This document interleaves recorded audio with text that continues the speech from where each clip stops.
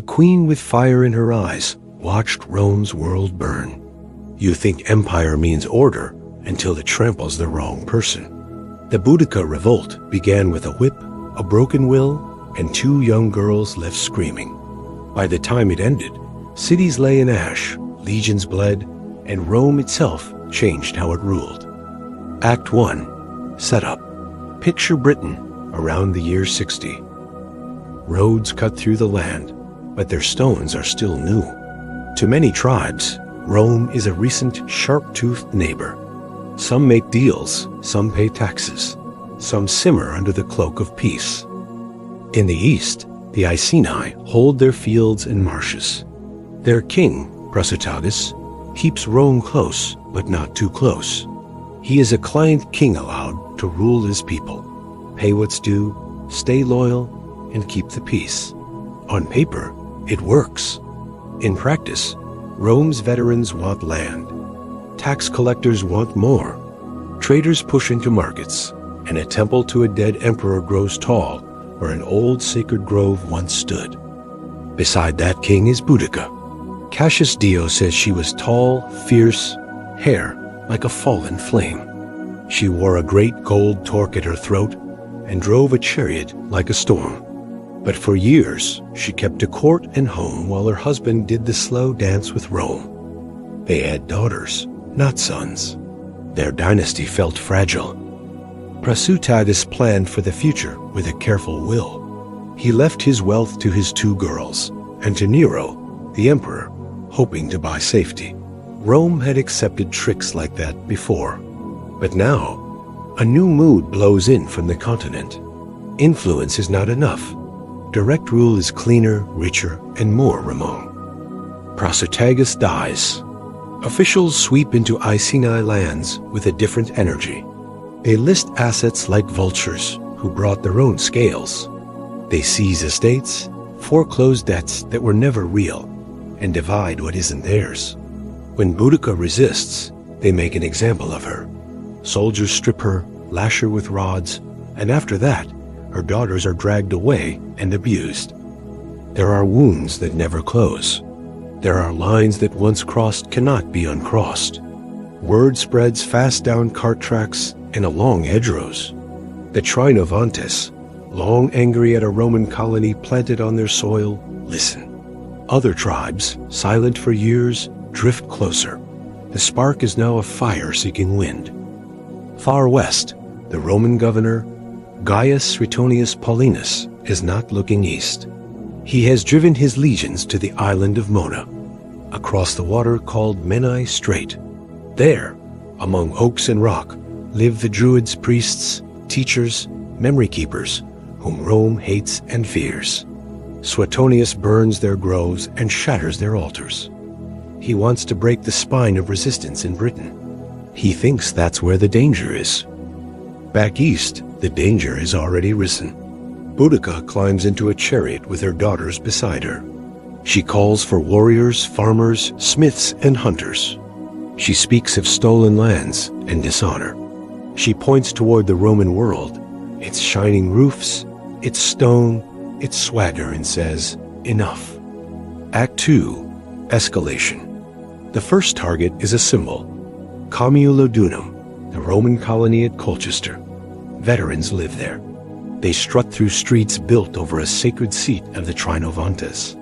At its heart rises the Temple of Claudius, a god to the Romans, an insult to those who never asked for it. Statues watch people line up with offerings for a dead emperor. The city has pride, but no real walls.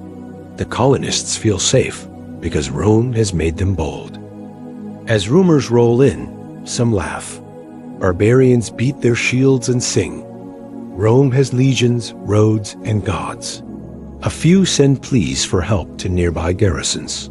Most trust that relief will come before any fire does. Relief tries. The 9th Legion's infantry marches out under their commander, Petilius Cerealis. Along the way, they see smoke. They form up. They see a mass of Britons with tall shields and long spears. They press on anyway. It is a mistake. Cerealis underestimates the number and the rage. The Iceni and their allies swam the road with men who know the land and want blood. The Ninth's cavalry, light and fast, breaks free and flees. Its foot soldiers do not. They are cut down. Back in Camulodunum, panic replaces pride. The colonists barricade the temple and pray for a miracle. Boudica's army arrives first. The defenders hold out for 2 days, then the doors are smashed. There is no neat tally, just ruin. The temple falls. Houses and forums go up in flames. Statues crack and topple. Smoke pours up and curls into the sky like a black banner. That victory ripples outward. People who have hidden their anger for years now lift it up. Traitors pack and run. Roman officials ride hard for safety. Somewhere on the road, someone drops a purse of coins that no one will ever claim. Later, archaeologists will find them fused together by heat. Boudica drives south. She uses the causeway of Watling Street, the hard Roman road that cuts through the island. Her scouts bring news. The governor is still far away. Between her and him stands Londinium, a young trading town, rich and busy, not yet tied to the status of a colonia, but full of merchants, goods, and hope. It breathes Roman air, but has no walls. Suetonius, racing back from Mona, sees what's coming. He gathers the 14th Legion Gemina and parts of the 20th, rallying men from posts that were never meant to fight a war like this. The 2nd Legion sits far south and east, sullen, its acting commander ignoring the call. He will soon see why that was a failure. Suetonius rides into Londinium and looks with a soldier's eye. Narrow streets, wood, people everywhere. He has too few men to hold it. If he tries to defend the town, he will lose his army. If he abandons it, he enrages its people. He chooses the cold calculus that wins wars and breaks hearts. He orders an evacuation. Imagine the sound. Wheels rattle. Children cry. Traders stuff silver into bags and leave their ledgers on tables. The governor's column snakes out. Behind them, the air holds its breath. Boudica arrives.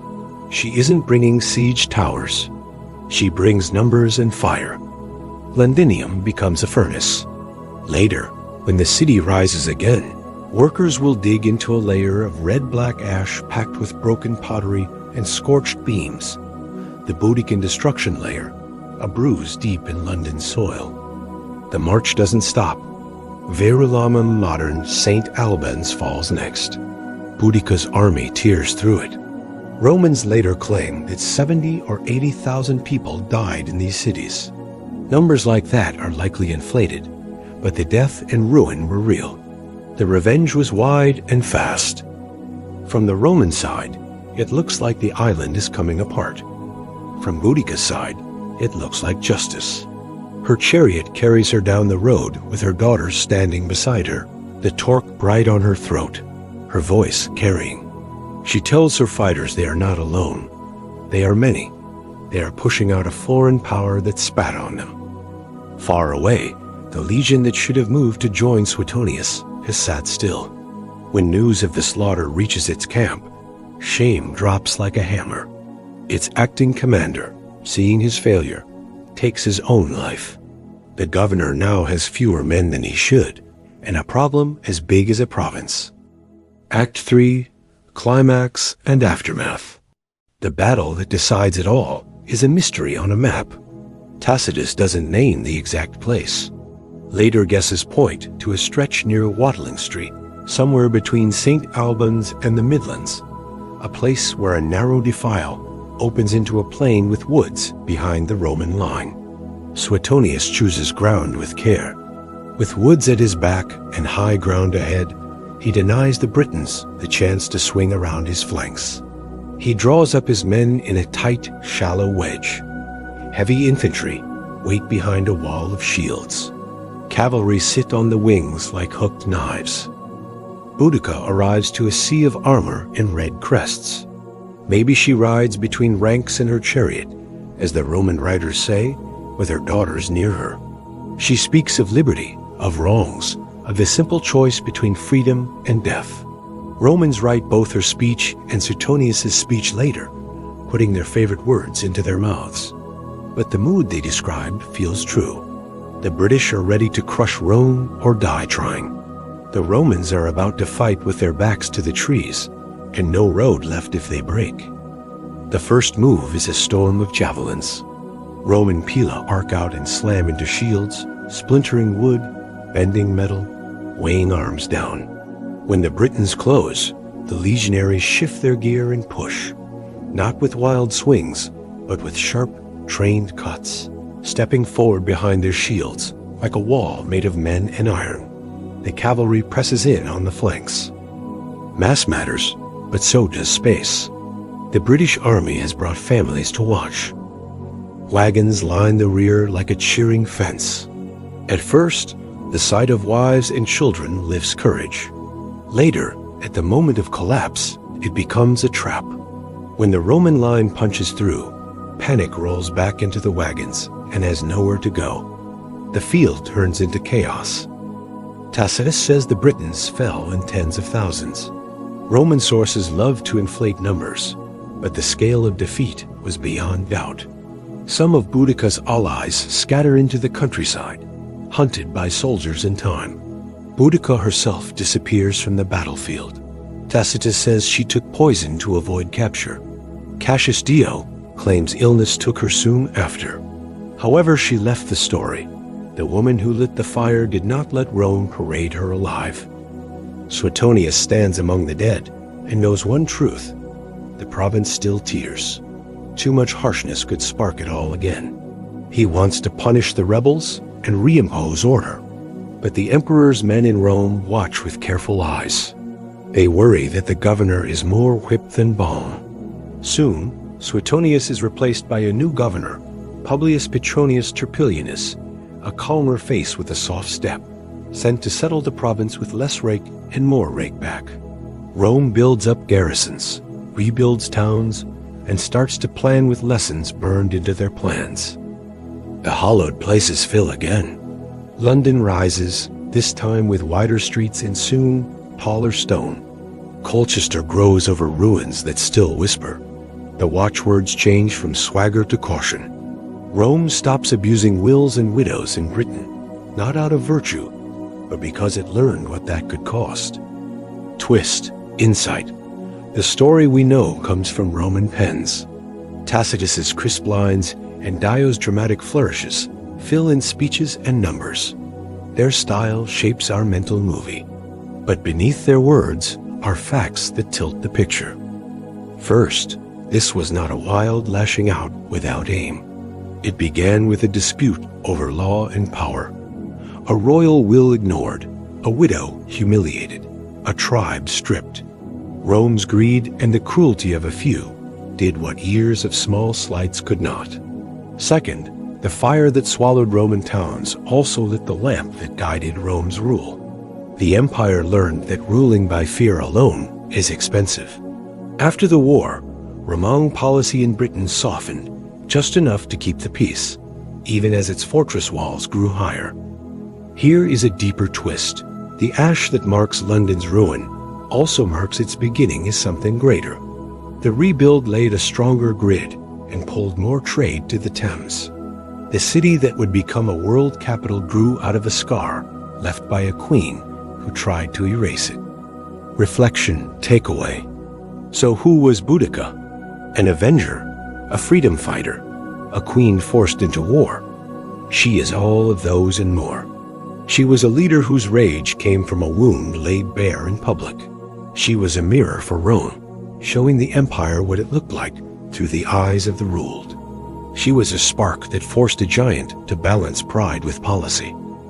Her war did not throw Rome out of Britain, but it took cities to the ground, broke a legion's pride, and put fear into soldiers who thought they owned the island. It put a question into the heart of empire. What happens when the people you govern stop believing in your right to do it? The answer is in the soil, in the red-black layer under London, in the quieter Roman rule that followed, and in a bronze statue near Westminster Bridge Boudica and her daughters in a chariot hair flying, eyes forward. That statue is Victorian. The speeches on the battlefield are Roman. The truth runs between them, older, harder, and still burning around the edges. Before you go, I want to hear from you. If you were Suetonius, would you have abandoned London to save the army? Or taken a stand in the streets and risked everything? And how do you see Boudica? Hero, tragic avenger, or something in between? Drop your take in the comments. If you enjoyed this deep dive into the past, hit subscribe and join us for more stories where history shows its teeth. New episodes every week. Don't miss the next one.